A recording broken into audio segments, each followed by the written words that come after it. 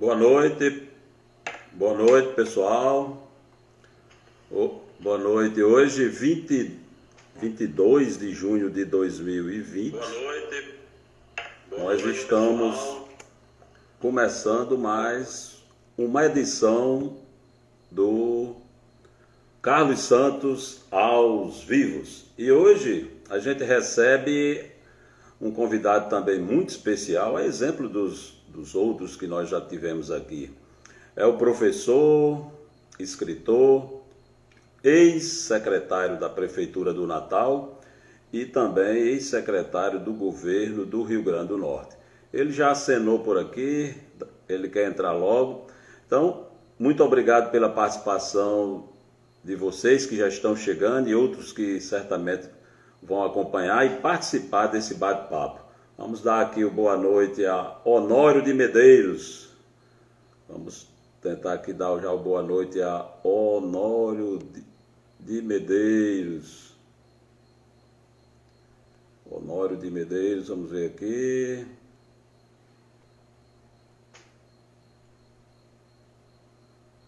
Estamos tentando aqui um contato com ele.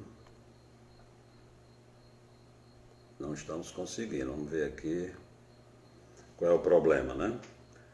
Então, gente, hoje é a 6ª edição do Carlos Santos aos vivos. Nós tivemos anteriormente Saulo Vale, Catarina, Gugel. Tivemos o promotor de justiça Eduardo Cavalcante. Tivemos também o radialista, apresentador de TV e cantor Ciro Robson. E na última semana contamos com a participação de... Vamos ver aqui se já é possível falar com Honório. Tivemos a participação do professor, do escritor e do médico. Vamos ver se a gente consegue aqui. Acho que agora vai dar certo. Vamos lá, meu caro Honório. Ver se a gente consegue aqui uma transmissão ao vivo com você. E vamos lá. E na última semana, então, Francisco Edilson Leite Pinto Júnior foi o nosso convidado, né? Professor e também escritor. Olha quem apareceu aqui, já botou o focinho. Honório de Medeiros, boa noite. Boa noite, Carlos. Boa noite a todos que estão nos vendo neste momento no Carlos Santos aos vivos. Aos vivos, sempre, aos vivos. Muito bom tê-lo aqui. Eu estava comentando que antes de você chegar, em oportunidades, nas edições anteriores, nós tivemos convidados aqui também muito interessantes. O jornalista Saulo Vale, a cantora e produtora cultural Catarina Gugel, o promotor de justiça e palestrante Eduardo Cavalcante, depois o apresentador de TV, cantor e radialista Ciro Robson. E a semana passada, o escritor mundialmente desconhecido como eu, Francisco Edilson Leite Pinto Júnior, que também é médico e professor. Olha, seja bem-vindo ao Carlos Santos aos vivos. A palavra é sua. É um prazer imenso. Em primeiro lugar, eu gostaria de dar os parabéns a você por mais essa iniciativa diferente e fadada ao sucesso. Você, como sempre, é avant-garde, como a gente diz em francês, é vanguarda.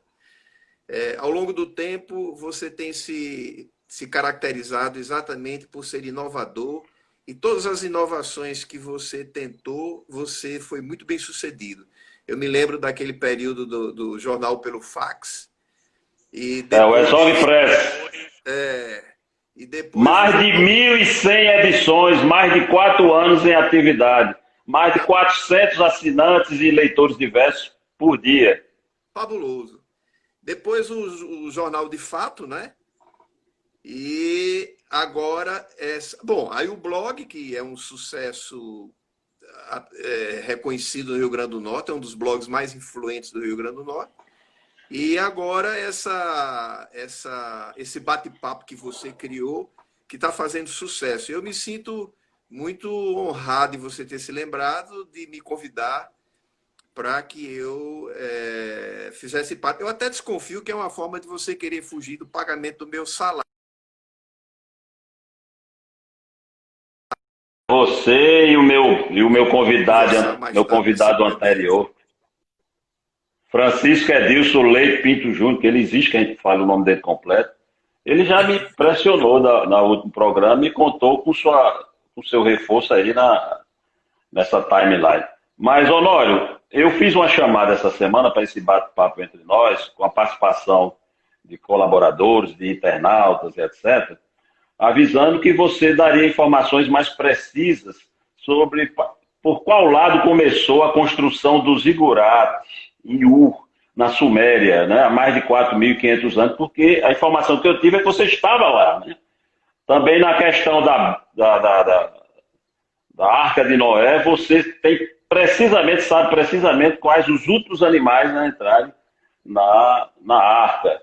E foi você que tentou convencer Júlio César a não atravessar o Rubicão e se bater com toda a força militar de Roma. Eu não sei se é verdade também que Raul Seixas escreveu, cantou Eu Nasci há 10.000 anos atrás em sua homenagem. Mas depois no curso do programa... Pois não, pode falar. Não, as informações que eu tenho para dar para os que estão nos escutando e vendo são informações que me foram repassadas por você. Então, se elas são verdadeiras, a gente tem que agradecer a você, que desde que eu me entendo por gente, vai me ensinando as coisas acerca da história e tal. Olha, eu vou lhe garantir o seguinte, o café eu não pago. Pago não. Eu pago não, você bebe café demais, mas eu trouxe o seu cachê, que são 2 garrafadas da Feira de Pau dos Ferros, para curar essas mazelas que você tem, piolho de fruto, espinhela caída e outras coisas. Mas vamos conversar? Vamos conversar. Honório, você está em Natal há muitos e muitos anos, mas saiu de Mossoró na adolescência para estudar, e numa época em que praticamente as oportunidades de curso, de formação acadêmica, etc., ainda existiam, eram escassas mesmo em Mossoró.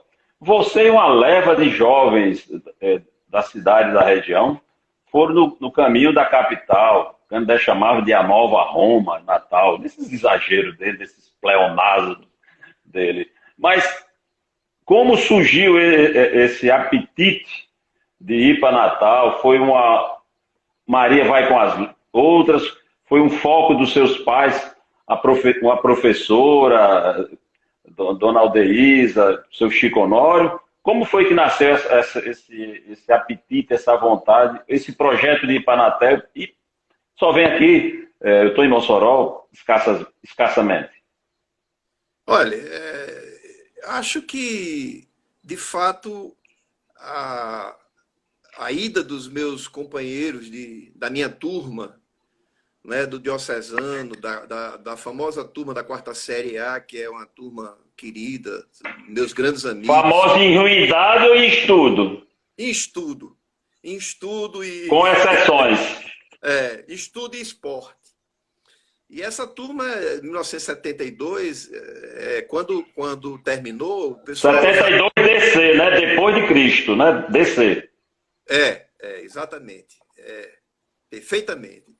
E aí, essa turma, ela terminou a 4ª série, começou a sair, alguns ficaram ainda, eu ainda fiz o primeiro ano do 2º grau em Mossoró, mas aquela ânsia de ir embora, de buscar outros rumos, de querer construir alguma coisa, de sair da mesmice, de fugir do atoleiro existencial, essa coisa toda, tudo isso aí foi muito forte, né? E também secundado por uma base de leitura que mostrava um mundo diferente, um mundo completamente aberto a ser explorado, E essas coisas já eram muito importantes para mim naquela idade, com 14, 15 anos. Então, tudo isso, e mais a presença de tia Elza, a minha mentora intelectual, a minha segunda mãe, minha madrinha, uma mulher de uma vida acadêmica impressionante, uma das primeiras mulheres a fazer pós-graduação nos Estados Unidos em psicologia, entendeu? Uma formação, foi aluna da Sacré-Cœur. Elza Sena. Isso. Ela é uma mulher notável. Ela saiu nos anos 40 sozinha para estudar em São Paulo. Estudou, conseguiu uma bolsa, estudou numa faculdade que era a faculdade da elite de São Paulo. Ela foi colega de Ruth Cardoso, a esposa do presidente Fernando Henrique Cardoso. E é uma mulher intelectualmente avançada. E ela exerceu uma influência imensa sobre mim. E, evidentemente, isso também influiu demais para que eu desejasse tanto ir para Natal, para estudar e buscar outros rumos. Honório, alguns amigos estão fazendo contato aqui. Francisco Edilson Leite Pinto Júnior, que foi nosso convidado da semana passada, Meu e é aliado. seu parceiro, e é seu aliado, né? Ele está dizendo que vai entrar com ação trabalhista ao seu lado contra mim. Não tem jeito, não. Paulo Maia, engenheiro Paulo Maia. Cláudio Santa Rosa.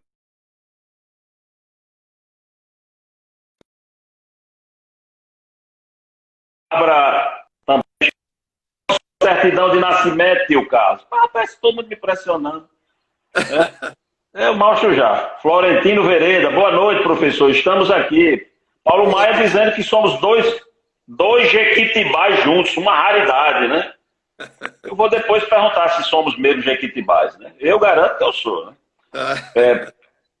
Honório, você teve experiências primárias, eu diria, esse apetite pela leitura que o acabou levando para jornadas realmente muito interessantes que a gente vai conhecer, vai conversar aqui. E você teve uma experiência que eu acho extremamente significativa para pouca idade, eu diria, na época, que foi compor a equipe do então ministro Aloysio Alves, em Brasília.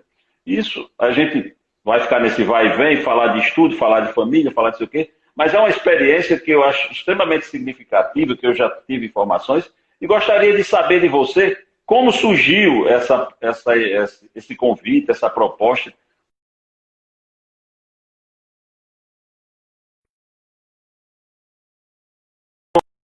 Mas do Brasil. Bom, o convite ele me foi feito por... Naquela época eu fazia parte do que nós chamamos de PMDB, chamávamos na época de PMDB autêntico, né? Eu fazia parte do PMDB autêntico, já tinha feito algumas campanhas, inclusive com Gileno Guanabara, fiz comícios em Mossoró com Gileno Guanabara, era bem entrosado com o pessoal do PMDB autêntico, e quando Aloysio assumiu o ministério, ele convidou Gilson Marcelino para ser o presidente da SUCAD. E Gilson, que é meu primo legítimo, Gilson ligou para mim e me convidou para ir com ele. Aí eu disse, olha, Gilson, é o seguinte, eu só vou se o convite for de natureza técnica. Eu não irei para Brasília se for por questão de você ter atenção por minha mãe, ou tia Ida, ou tia Elza, etc. Tio Zé Marcelino, que é o pai dele, que eu era muito ligado a ele, nós éramos muito... Eu era muito, digamos assim, um verdadeiro fã de tio Zé Marcelino, com uma figura humana belíssima. Aí ele disse, não, eu estou lhe convidando, é um convite de natureza absolutamente técnica. Você vai lá para trabalhar um trabalho de natureza técnica. E foi assim que eu fui para Brasília ser assessor do Ministério da Administração. E trabalhei durante 2 anos lá, e depois desses 2 anos voltei para a campanha de Geraldo Mello, e em seguida fui convidado... Foi Geraldo Mello em 1986. Eu coordenei a campanha de Geraldo Mello no Alto Oeste Potiguar. E aí foi um fato interessante. O Alto Oeste Potiguar era o calcanhar de Aquiles. Primeiro eu fiz parte do Super G. Eu bem novinho, muito novo ainda, Eu era integrante do Super-G, que foi o núcleo de estratégia que montou a campanha de Geraldo Mello, né? E aí, você já formado em Direito, Honório? Já formado em Direito. Mas aí aconteceu um detalhe interessante. Eu fui convidado por Geraldo, por Paulo de Tarso, para coordenar a estrutura jurídica da Deputado campanha. estadual Paulo de Tarso Fernandes. Muita gente pode não se lembrar, ou não conhecer, ou não saber. Deputado estadual Paulo de Tarso Fernandes. Aí, resultado, eu fiz um trabalho, eu consegui muitos advogados para trabalhar na campanha de Geraldo. Evidentemente que o próprio Geraldo facilitou com aquela empolgação que ele criou no Rio Grande do Norte. Mas aconteceu um fato interessante. Nós lá no Super-G dividimos o Rio Grande do Norte em regiões. E havia uma região, que era o Alto Oeste Potiguar, que era o calcanhar de Aquiles da campanha de Geraldo. E o calcanhar de Aquiles por vários motivos, entre eles o fato de o candidato a governador ser casado com uma pessoa de lá, Sônia Faustino, que era filho da maior liderança política de Paulo dos Serros, e o vice de João Faustino também era de lá, Antônio Florencio de Queiroz. A par dessa situação, a violência que havia no Alto Oeste. Então ninguém queria ir para o Alto Oeste. Aí Geraldo e Pedro Simões me convidaram para ir para o Alto Oeste. Eu digo, vou, claro, é a região da minha família e tudo mais. E foi assim que eu terminei me ligando mais a Geraldo, e quando o Geraldo assumiu, eu fui para o Detran ser chefe de gabinete do Detran, na época. Aí vim-me embora. E a militância advocatícia acabou sendo emperrada ou sequer chegou a existir? Eu só advoguei. Você formado em Direito?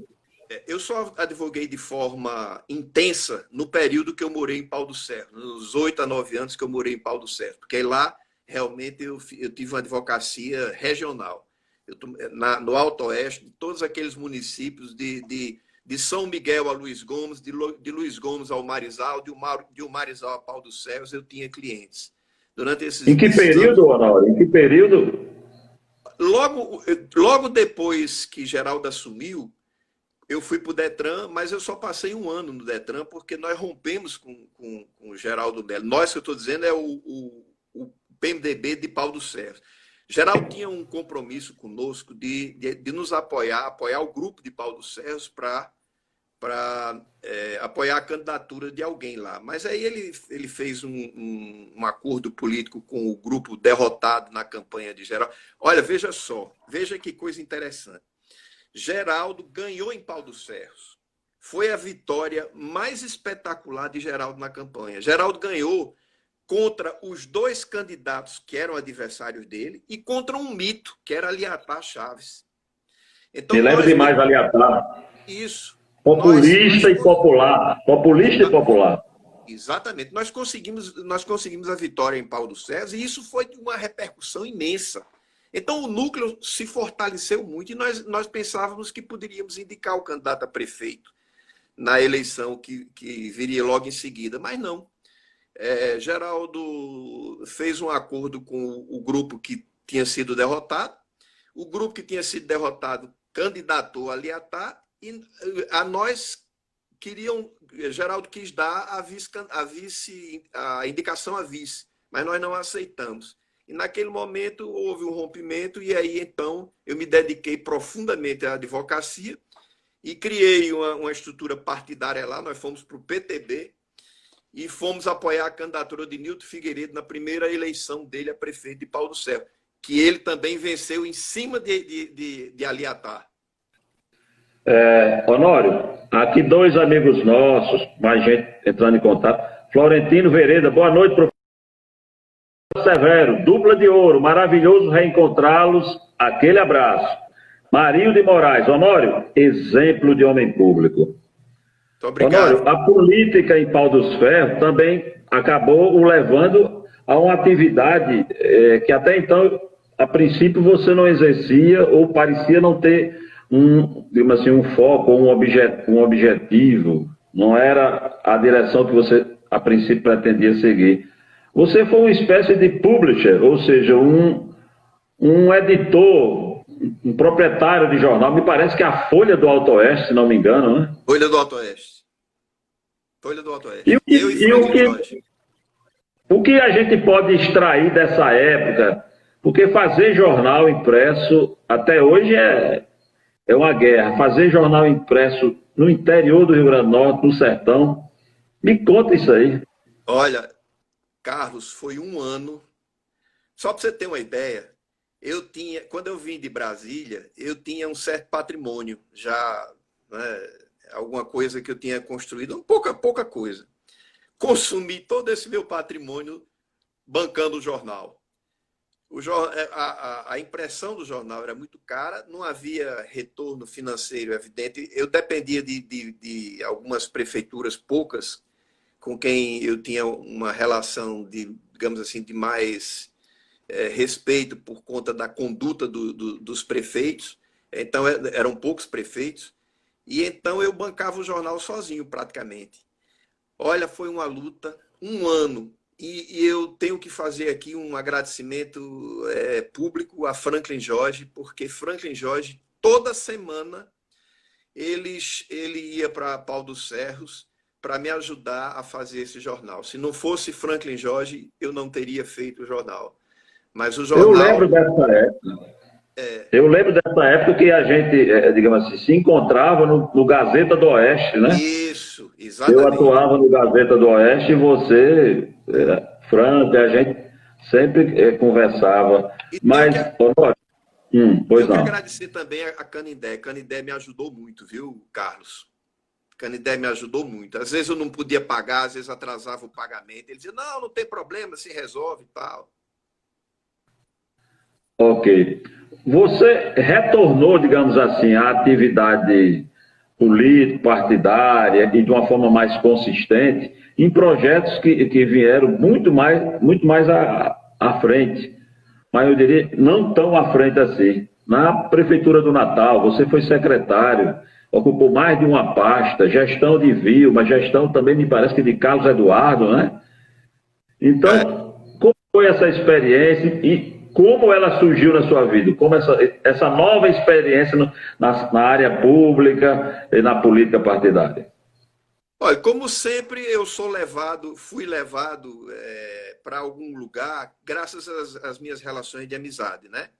Eu era muito amigo, aliás, eu sou muito amigo de Herbert Spencer. Na época, Herbert era casado com a prefeita Vilma, e ele assumiu a Secretaria de Tributação quando Dona Vilma assumiu a prefeitura. E eu tinha voltado para Pau do Ferro logo após o meu casamento. Eu tinha alugado uma casa, estava já retomando a advocacia, aquela coisa toda, quando toca o telefone... Você caminhava para Rapaz Velhice, né? Rapaz Velho encruado, né? Pois é, exatamente. Foi salvo. E aí toca o telefone, era Herbert. Isso era uma sexta-feira. Ele disse, segunda-feira você toma posse comigo na Secretaria de Tributação. Aí eu disse, mas eu gaguejei, ele disse, não tem o que discutir, não. Isso é o jeito dele de ser. Aí ele bateu o telefone, e aí eu tive que voltar imediatamente para Natal, assumi a chefia de gabinete da Secretaria de Tributação, depois eu assumi a Procuradoria-Geral do município, e aí ela criou uma supersecretaria. Ela fundiu a Secretaria de Administração com a Secretaria de Finanças e Planejamento e me convidou para implantar essa secretaria. Então, eu saí da Procuradoria, assumi essa secretaria e quando, 2 anos depois, ela foi candidata ao governo, se elegeu e aí me convidou para ser secretário de Administração do Estado. 2003. Exatamente, 2003. Honório, você teve uma experiência no Estado e acabou saindo no início do governo. Eu me recordo que a gente se encontrava em Natal e você dizia que estava cansado e caminhava para fazer uma opção, era uma opção muito delicada na sua vida, que era se afastar, inclusive de algo que você gostava, da atividade pública, da gestão da coisa pública, da política partidária, desse nhenhenhen de bastidores. Arrependido depois de tantos anos, porque 17 anos, né? 16, 17 anos. Olha, quando eu saí da da Secretaria de Administração, eu saí num momento, eu diria, delicado.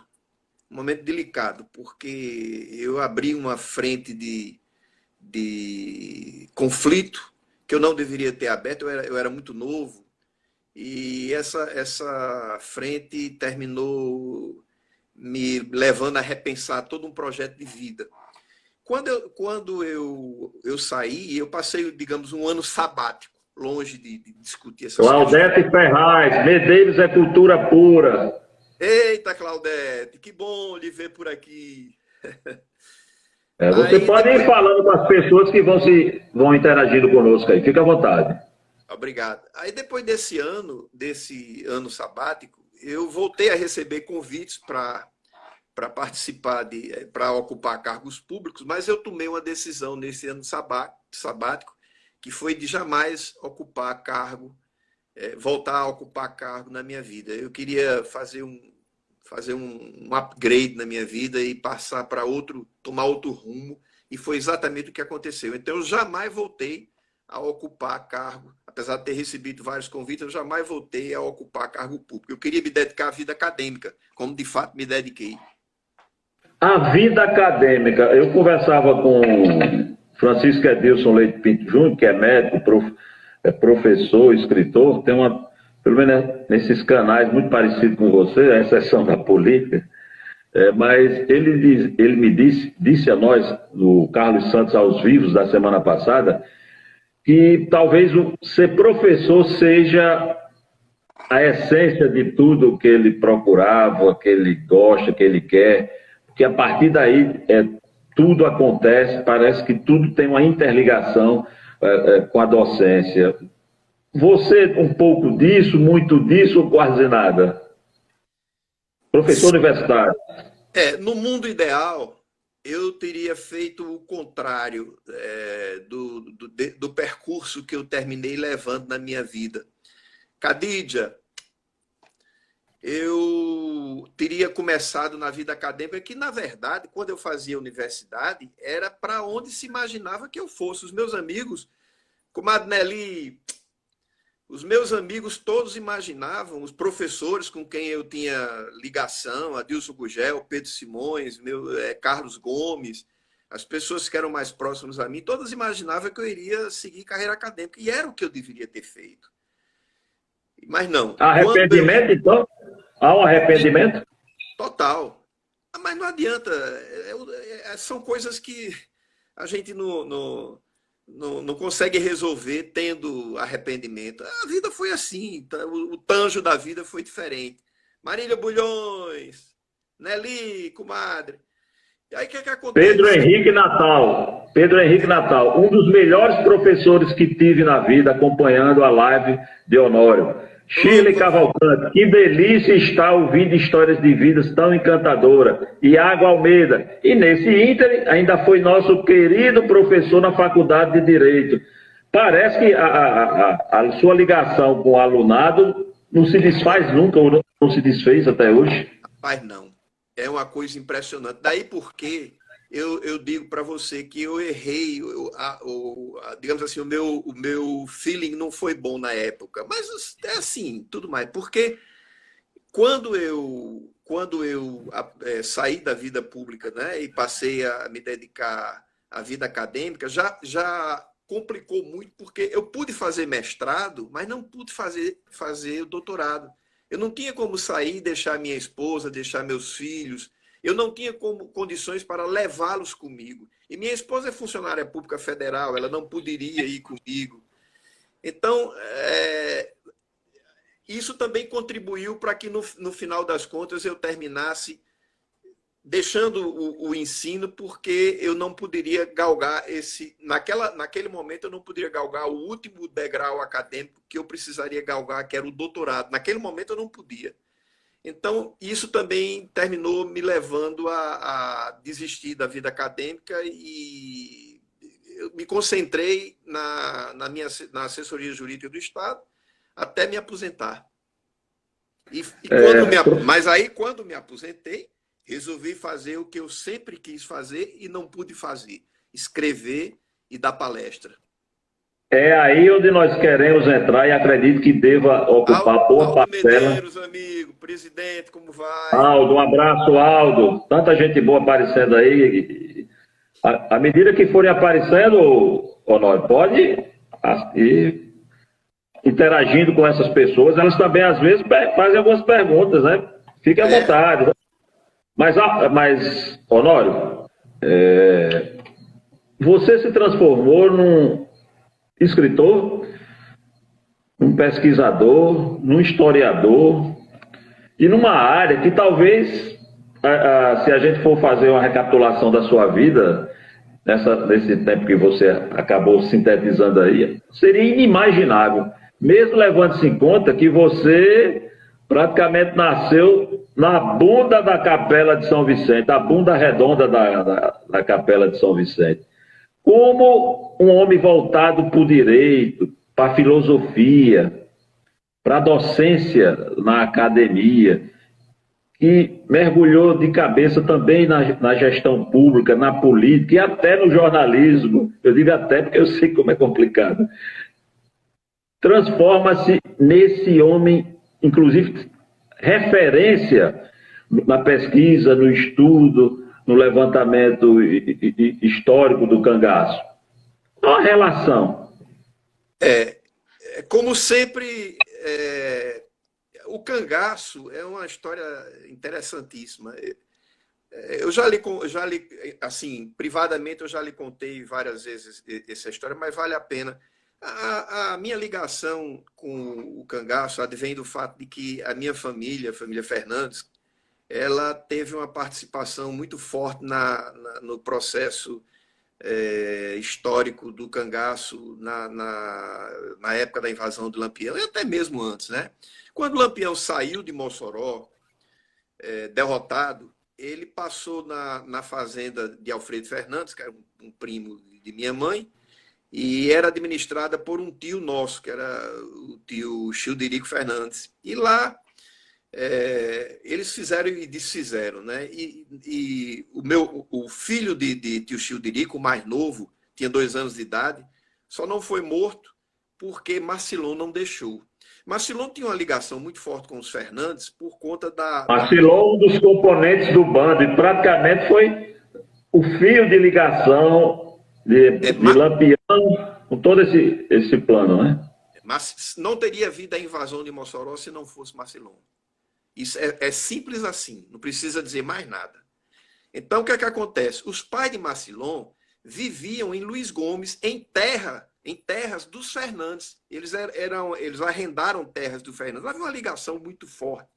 E Marcilon, evidentemente, quando eles chegaram lá na fazenda de tio Childerico, na fazenda administrada por tio Childerico, Marcilon, ele percebeu que se ele não tomasse a frente, ia haver um problema muito sério. E ele tomou a frente. E veja bem, tia Bebela, a esposa de tio Childerico, até morrer, todo ano mandava celebrar uma missa em ação de graças para Marcilon, por Marcilon ter impedido o cangaceiro, que eu não me lembro agora o nome dele, de fazer matar ou ferir o meu primo, que estava lá chorando muito. Os cangaceiros estavam tentando dormir, descansar alguma coisa depois do almoço, e ele não deixava com o berreiro dele, né? Certo, estava doente.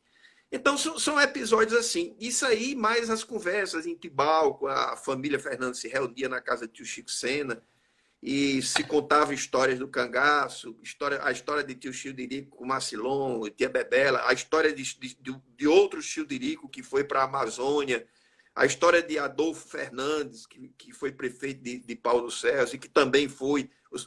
O meu avô, Osório Sena, também foi para o Amazonas. Todo esse ambiente, ele me predispôs naturalmente, mas o episódio que me levou a querer investigar Marcilon foi uma conversa que, aliás, foi uma troca de correspondência com Jânio Rego, meu amigo de infância. Jânio me mandou um artigo escrito por Alexis Gugel, dizendo que tinha conhecido um senhor em Caraúbas, e esse senhor tinha dito que Marcilon tinha desejado invadir Mossoró porque queria raptar Julieta, filha de Rodolfo. E Isso isso foi uma versão meio quixotesca que surgiu, né? nunca se comentou acerca disso na família, nunca houve nenhuma alusão a esse fato. Eu nunca vi isso em canto algum nesses anos todos de pesquisa do cangaço. Mas, bom, passei 7 anos pesquisando a vida de Macilon. Ao longo do processo, descobri coisas fantásticas acerca da invasão de Mossoró, e tudo isso redundou em 2 livros, Macilon e Histórias de Cangaceiros e Coronéis. E o que eu disse a você que ia dizer em primeira mão nesse bate-papo, é que o livro sobre Jesuíno Brilhante está sendo impresso nesse momento. E será o 3º livro da trilogia que eu me propus. Primeira mão no Carlos Santos aos vivos, hein? Primeira mão. Exatamente. Cadê Severo, Manuel Severo, do Cariri Cangaço? Fique atento, fique atento. E Delmi Dantas, meu irmãozinho, um abração. Nós vamos dar... Há um gancho aí que você levanta, que é a questão de Jesuíno Brilhante, e você vai falar sobre esse personagem também pouco conhecido ou muito romantizado. Não sei se é exatamente esse perfil que você vai descrever a partir dos seus estudos, suas pesquisas. Alânia. Mas Jesuíno Brilhante é um personagem de atuação no cangaço muito restrita a Rio Grande do Norte e uma extensão para Paraíba. É isso, mais ou menos? Jesuíno é uma figura muito interessante porque, primeiro, se sabe muito pouca coisa acerca dele, e segundo, se construiu uma lenda de que ele seria o protótipo do cangaceiro romântico, o cangaceiro bom e tal. Um Robin Hood do sertão. Isso, perfeito. Nós devemos muito disso, ou quase tudo nesse aspecto, à Câmara Cascudo. Mas, assim, ao longo dessa pesquisa, Naide Rosado, que beleza. Naide nos acompanha sempre, quer saber muito das mulheres no cangaço.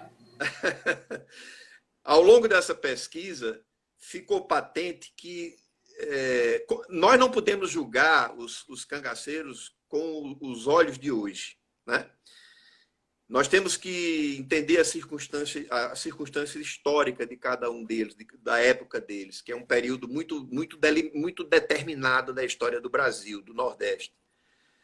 Mas Jesuíno não tinha nada de romântico. Jesuíno foi um homem de sua época, com todos os defeitos e qualidades que isso possa demonstrar.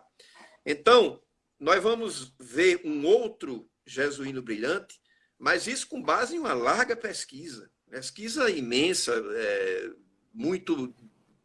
Mas nós vamos ver isso no seu livro, e eu estou gostando desse preâmbulo, porque eu acho que ele é muito instigante. Boa parte, na verdade, Honório, não sei se você concorda, mas da historiografia potiguar, ela é muito romantizada, né? É muito agiografia, ou seja, muita santificação dos principais personagens.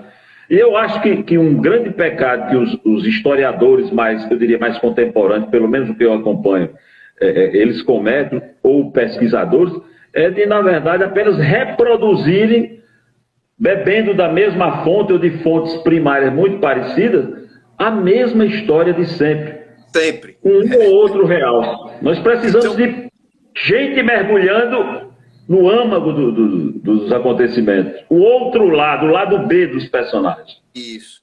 Você tem total razão. Beijo, Bárbara, minha linda, minha princesa. Foi quem fez a revisão do meu livro de Jesuíno Brilhante.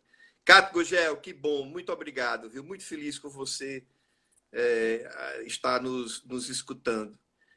Claudete, mais uma vez, muito obrigado. Lembrança a Shirley. Bom, a história é a seguinte, 70% a 80% do que se produz, não é só no cangaço não, é em muita coisa, não vale absolutamente nada. São histórias que são contadas milhares de vezes, a mesma coisa. Olha, é uma coisa impressionante, mas assim, graças a Deus, existe uma nova leva de escritores que está deixando a gente muito orgulhoso de fazer parte do grupo. São pessoas sérias. Você diria que é Diogo, meu filho. Nós estamos virando a chave, não apenas na questão da história do cangaço, mas na história de várias facetas da própria vida brasileira. Nós estamos virando a chave, mostrando o lado B dos personagens, dos acontecimentos mais marcantes e exumando outros que são praticamente desconhecidos. O cangaço é uma alegoria da vida.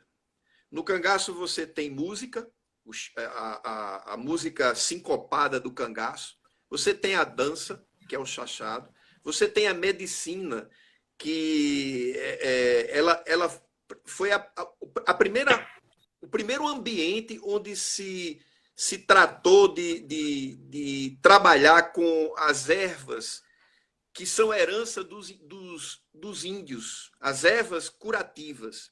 Você tem a religião, você tem o fervor místico, você tem as táticas de guerra, o estudo das táticas de guerra e também das armas. Você tem a estética do cangaço. O cangaço é um mundo. O misticismo, né? Muito misticismo. O cangaço é um mundo e é uma alegoria da vida. Quando eu resolvi... Honório, eu tenho uma opinião formada, mas eu gostaria de lhe ouvir, e desculpe lhe atrapalhar. Para muitos, e eu já ouvi muitas vezes, já li muito material dessa natureza, para muitos, Lampião foi uma vítima de um ambiente social muito opressor, e não exatamente um bandido. Bandido ou vítima? Bom, eu vou criar uma terceira alternativa que, por sinal, é exatamente o núcleo do ensaio com o qual eu termino o livro de Jesuíno. Um abraço, Gilson, Marcelino, meu primo. Obrigado por você estar aqui nos prestigiando. Dilma, minha prima, um abraço em alemão. Muito obrigado também por vocês estarem aqui. Olha, Carlos, existe uma outra forma de você encarar essa questão, que é essa nova forma que eu estou propondo no livro sobre Jesuíno. Essa nova forma ela é calcada num livro de Albert Camus, O Homem Revoltado. Nela, eu vou... E foi a base daquele júri que eu fiz defendendo Jararaca, né? É bom você citar aí, porque você conseguiu ressuscitar Jararaca e inocentado. 2 feitos, né? Santo ele já era, né? Bom, mas a história é a seguinte. A tese que eu defendo é que, na verdade, existem homens que eles são, de fato, como diz Camus, eles são revoltados. Eles nascem com esse espírito da revolta. São homens que eu chamo de outsiders. São homens que são fundamentais para que a história seja escrita. O que acontece é o seguinte: há os que são do bem e há os que são do mal. Quando Lampião, quando Jesuíno Brilhante, quando Antônio Silvino. Antônio Silvino, quando Corisco, quando o senhor Pereira, eles resolvem assumir a frente de uma luta da qual eles fazem parte e se tornam representantes históricos, eles estão, na verdade, querendo pegar o destino deles com a mão. O outro destino que lhes era reservado era o destino do anonimato, o destino da subserviência, o destino da escravidão, o destino da pobreza, o destino do massacre feito pelo Estado, o destino da colocação deles numa situação que eles não aceitaram e, portanto, se rebelaram. Essa rebelião, ela pode ser levada para um lado positivo, mas pode ser levada para um lado negativo. E aí esses homens têm que ser encarados a partir desse prisma. Porque se você raciocinar, você vai entender que a história parece acontecer a partir de homens e mulheres que resolvem enfrentar a correnteza do rio. eles são pessoas como uma represa. Eles represam as águas de sua própria história e não permitem que essa água que vem descendo veloz e forte até o mar, essa água os leve para o destino comum. Eles não aceitam. E o paradigma disso, a gente sabe, os paradigmas tanto podem ser encontrados do lado do mal, como Lampião, como Jesuíno, como Antônio Silvino, mas também do lado do bem, como Irmã Dulce, como São Francisco de Assis, como Leonardo da Vinci, também no mundo da ciência, no mundo das artes, em todos os lugares. Então, o que é que acontece? Esses homens, essas pessoas, são pessoas revoltadas, revoltadas no sentido de serem iradas, de serem raivosas, não, no sentido de se rebelar contra o status quo. Então é assim que eu convido as pessoas a verem o mundo do cangaço. São pessoas que, em uma certa circunstância histórica, elas tiveram a opção de ou aceitar o jugo do destino que lhes era reservado, a circunstância que lhes foi construída, ou lutar contra elas da forma que eles sabiam. O exemplo típico disso é Jesuíno Brilhante, que foi o primeiro dos grandes cangaceiros. O Brasil teve 5 grandes cangaceiros: Jesuíno Brilhante, Antônio Silvino, Senhor Pereira, Lampião e Corisco. Jesuíno foi o primeiro de todos eles. E é exatamente por isso que fechou o ciclo praticamente do cangaço, porque ele tentou fugir, ainda ferido, mas foi morto, acho que no sul da Bahia, né? Em 39. Luciana, minha querida afilhada, um beijo imenso para você. Luciano Gabriel, um abração. Fernando Amaral também mandando um abraço para você. Eita, Amaral, você se prepare que nós vamos comemorar seus 50 anos, vai ser muita festa, viu? Samuel Araújo, tio Honório, a quem tive a imensa satisfação de conhecer aqui em Natal. Fernando Amaral falando da cultura. Gislan Renan, estou orgulhosa do meu padrinho, grande advogado e um excelente escritor. Um abraço da sua filhada, Luciana Gabriel. Luciana, querida, muito querida. Honório, o tempo ruge no nosso encalço. Infelizmente, ele é muito curto para que a gente dê sequência a tantos assuntos interessantes. E eu quero entrar agora numa fase, ou num quadro do Carlos Santos aos Vivos, que é tipo Peibufo, pergunta e resposta rápida. Certo? Vamos lá? É o abobômetro. O abobômetro é um equipamento que eu comprei, a NASA, e que vai medir a capacidade que eu e você temos de produzir abobrinha. Ok? Tá ótimo. Eu espero que você colabore muito. Vamos lá, são 6 ou 7 perguntas. Entre as ótimas entrevistas da revista Playboy e os clássicos de Adelaide Carraro, você preferia o que na adolescência? Sempre preferi a Bíblia. Acho que é difícil a gente continuar, mas vamos tentar.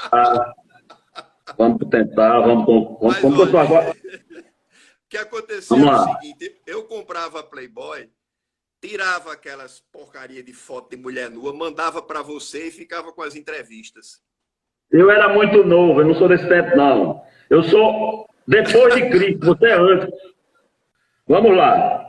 Se você fosse uma árvore, seria um velho jequitibá da Mata Atlântica ou um vetusto juazeiro do semiárido?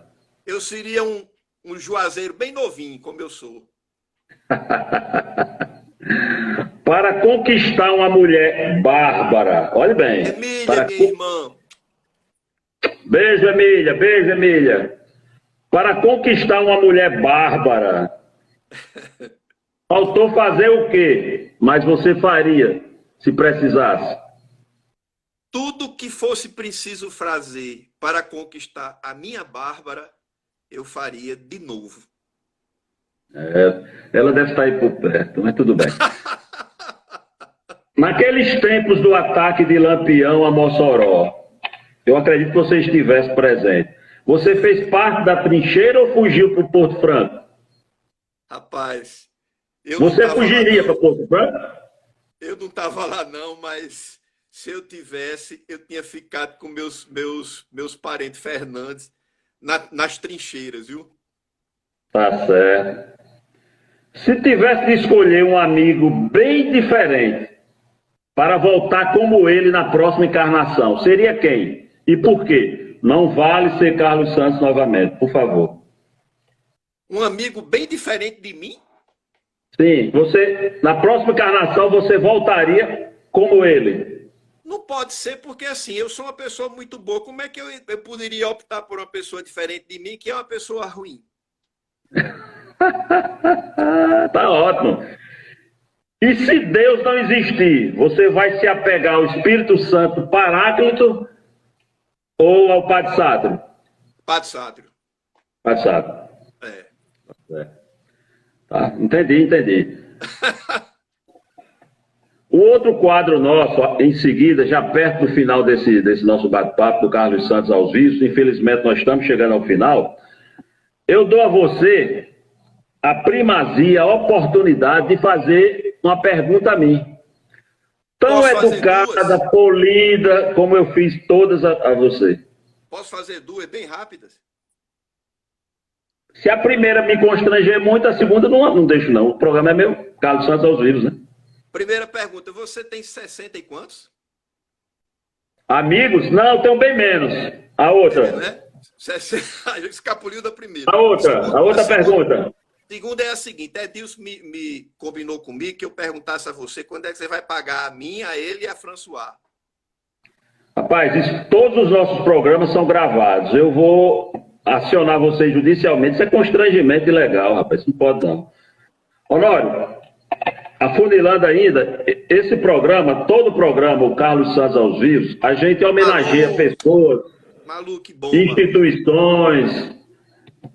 E eu quero destacar que esse programa é uma homenagem a Dr. Edgardo Benavides, 86 anos de idade, vai fazer 60 anos de atividade como médico, muito brevemente. Dr. Edgardo Benavides, o peruano mais brasileiro que a gente conhece, dizia Candé Queiroz.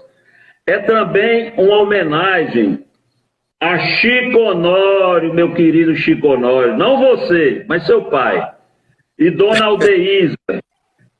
Muito obrigado, amigo. Muito obrigado. E a minha bênção a eles. E deixa você espaço para também homenagear alguém ou alguma instituição que você queira nesse finalzinho de programa. Nós estamos correndo quanto o tempo. Olha, a minha homenagem, eu quero fazer uma homenagem a Mossoró, mas quero fazer através de um personagem que para mim é extremamente importante, porque ele é um símbolo de Mossoró hoje. Nasceu em Pau dos Ferros, há 90 anos atrás, mas ele é o pau-ferrense mais mossoroense que nós conhecemos. Padre Sátiro Cavalcante Dantas. Um homem que já em vida está virando lenda. A ele, que bom. Em nome dele, eu homenageio minha cidade natal. Honório, a gente está chegando ao final, daqui a pouquinho, se eu não cortar... Daqui a pouquinho, se eu não cortar, o sistema vai cortar, é o tempo limitado. A internet está em dia, eu paguei, mas não é a questão da internet, é o sistema do Instagram. Eu vou logo avisando para você não ficar me sacaneando. Certo. E eu deixo as últimas palavras para você se manifestar. Se for de agradecimento a mim, pode até demorar mais um pouco, terminar o programa, se acabar, fica por isso mesmo. Eu queria agradecer, em primeiro lugar, a você pelo convite que você me fez. Muito obrigado, foi um prazer imenso estar aqui com você. Em segundo lugar, eu queria agradecer a todos os meus amigos que nos acessaram e participaram, e eu não tive como desejar a cada um deles um beijo. Não tem como a gente acompanhar, não, muita coisa. Em terceiro lugar, eu queria deixar um abraço imenso para a minha turma da quarta série A, todos eles são amigos meus de infância, assim como para a turma do patamar da Igreja de São Vicente. Alô, Jânio Rego! Valeu, Jânio Rego! E em quarto e último lugar, eu queria dizer para você, Carlos, que eu tenho muito orgulho de Mossoró. Mossoró é uma cidade muito diferente. Ela é uma cidade barroca e futurista, ao mesmo tempo. Corra contra o tempo que nós estamos acabando. É uma cidade profana e, ao mesmo tempo, é uma cidade santificada pelo manto de Santa Luzia. Então, para ela, para Mossoró, eu deixo esse meu abraço e todo o meu afeto.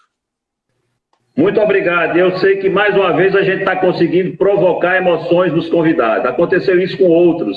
Que bom saber que também o Carlos Santos Aos Vivos tem esse poder de provocar o que há de melhor nas pessoas. Muito obrigado a você, aos internautas. Esse vídeo estará gravado em todas as outras nossas plataformas, inclusive no Instagram, para que possa ser acompanhado, para quem não pôde acompanhar, participar nesse momento aos vivos conosco, tá bom? Honório, um beijo, muito obrigado. Aos vivos! Aos vivos! Aos vivos! Um abraço!